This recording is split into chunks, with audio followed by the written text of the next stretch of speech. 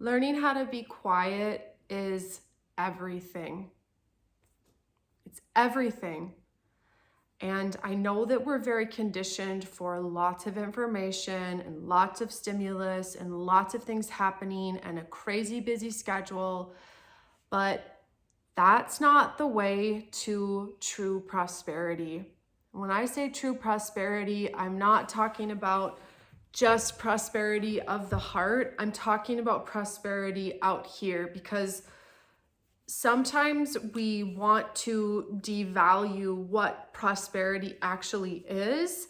And there is an evidence with prosperity of dollar signs. It's not just peace in the heart, but peace of the heart and learning how to be quiet leads to true prosperity out here.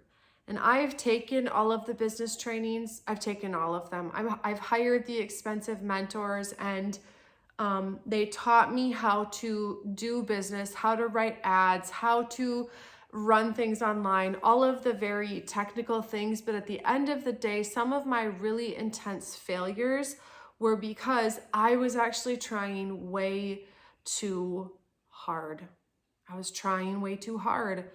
And we always think that the solution to our issue is to try harder, okay? But the true solution to a lot of our issues, if not all of them, is we have got to learn what it really means to live our lives in such a way that is like good, like just a lifestyle that's actually good for us. And because I've lived in the very fast-paced lifestyle, and recently I was talking with a business owner, and she said that this came as such a shock to me, because I'm like, oh, I'm not the only one. She told me that her business was sort of reborn through this process, and I asked her, like, well, what caused that to happen? And she told me, I learned how to rest. And I was like, what?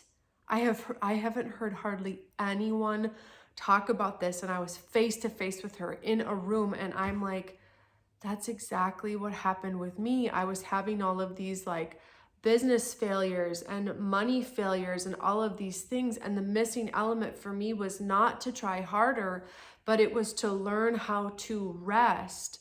And learning how to rest, it's not just the ticket to success. It's actually, rest actually is success, because the reason why we want money is so that we can rest more, so that we can have more vacations, so that we can buy this thing that's going to make our lives easier, or like hire this person that's going to take away some of the stress off of us, or so that we feel fulfilled, or whatever the thing is that we're trying to go after.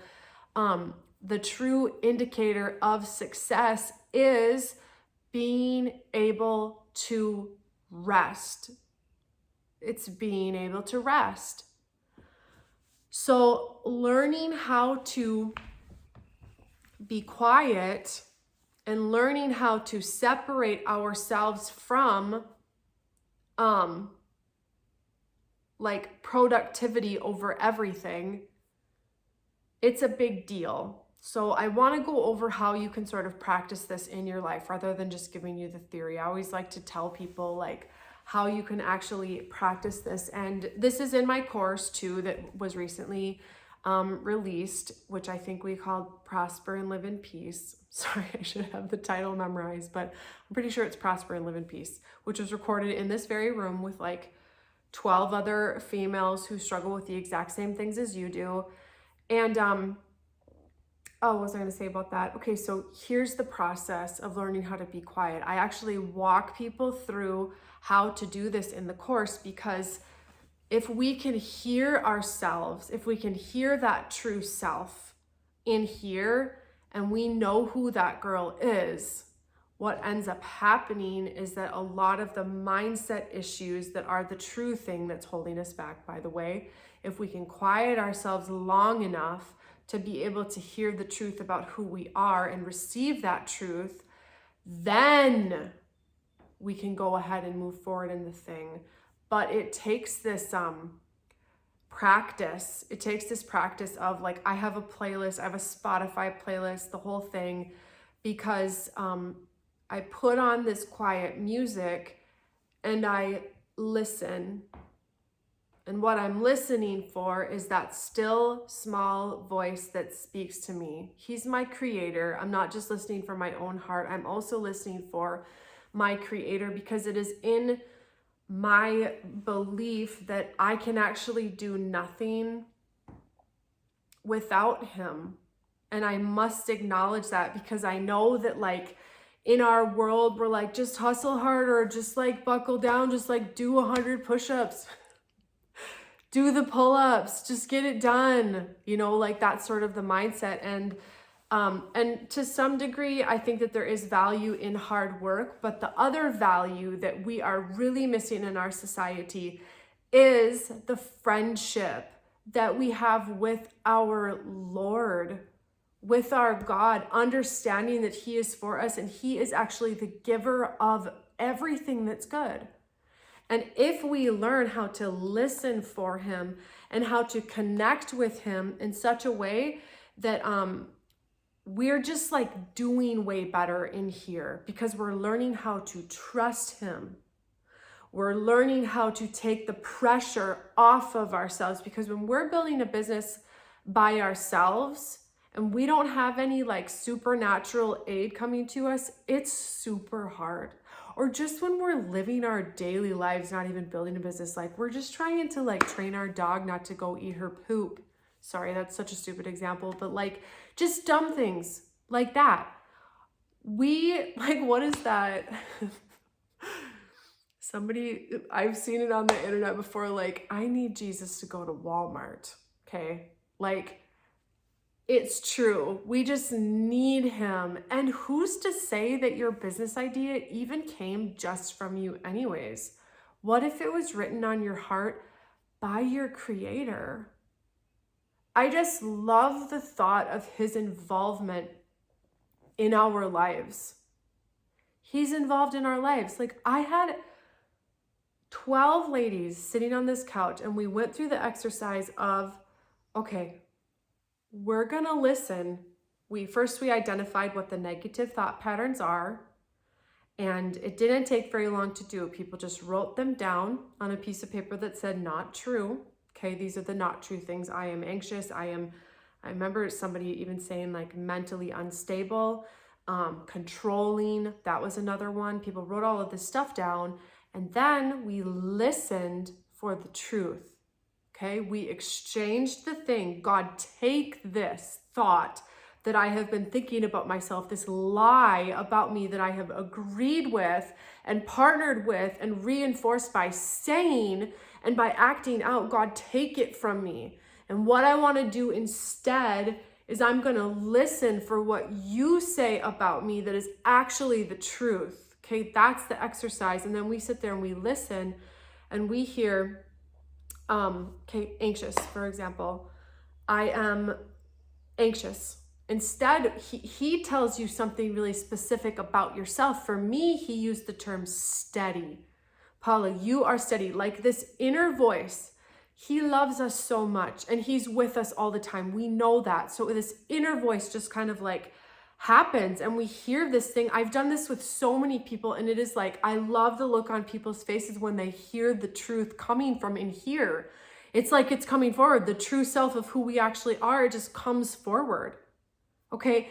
And then we hear over here, I am steady. Now I know what to do with that. I know what to do with that thought. And we go through the whole list. Some people wrote down 10 things and we exchanged every single one of them for this truth.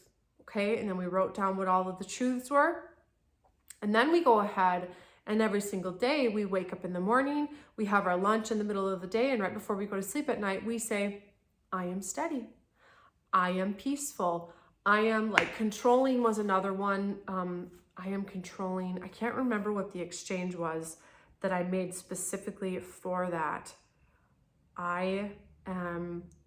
It wasn't trusting, but it was something like that. I am trusting. Like you could try it right now. Like take one of your thoughts that are just bothersome to you that you're like, I want to get rid of that thought. And like listen and ask God, like, what would you like to give me instead of this like controlling thing that I've been dealing with? And you will hear him tell you what he would like to give you instead. And then it becomes up to you to go ahead and believe that what you heard is true. And how we go ahead and believe that, it's not by a feeling. What we choose to do, the belief is, we just say, like I said, morning, noon, and night, I am steady. And then pretty soon, guess what happens? You start acting real steady. You don't struggle with anxiety as much because you're taking the time to believe something different. And the other part of this that is really, really cool is that after we do that exercise, what we do at the end is we listen. Everybody closes their eyes, okay? And we listen for like the my life is perfect scenario, okay? And everyone who tries it, they see it. They see this scenario. And I believe that that scenario that you see, it's actually a promise for what will happen in your life if you choose to stick the heck with it, okay? And so you leave with like the my life is perfect vision, and you leave with what you're going to do with that vision so that it actually comes to pass. And I'm telling you, most of the work, it's not in your own two hands. Most of the work, it is a supernatural change in the mind. These are not just affirmations that we're using here. This is God being invited into this scenario that you have been in for your whole entire life, and you need it to change. You have got to allow it to change. So we invite him into the process. We do our due diligence, but like the art of practicing peace in your life is a lot of quietness, okay?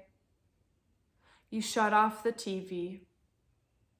And I know that it's painful to do, because what ends up happening is when all of the distractions go away and we're just left with me and the Lord, my pain and my trauma and my everything, it's exposed. And I know that that's not a fun process to go through, but if I understand that if I walk through this process of learning how to be quiet, I won't be like dying inside anymore. Okay? I won't be numbing myself by flipping through social media or watching too many series on Netflix. It's really easy in this world to just be like conform to what's going on in our culture, but like I am inviting you today. Now, this is kind of intense. I don't know why I'm so intense all the time. Probably because I know that like, it doesn't have to stay the same, okay? We can change. And one way to go ahead and do that is by